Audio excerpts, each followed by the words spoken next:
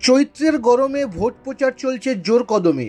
হুগলিতে ভোটের ঢের দেরি, তবে তৃণমূল এবং বিজেপির দুই তারকা প্রার্থী ঝড় তুলেছেন প্রচারে।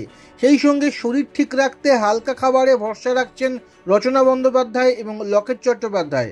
তৃণমূলের রচনা বলছেন ডাব, ফল আর হালকা খাবার খাচ্ছেন, আর বেশি করে জল খাচ্ছেন।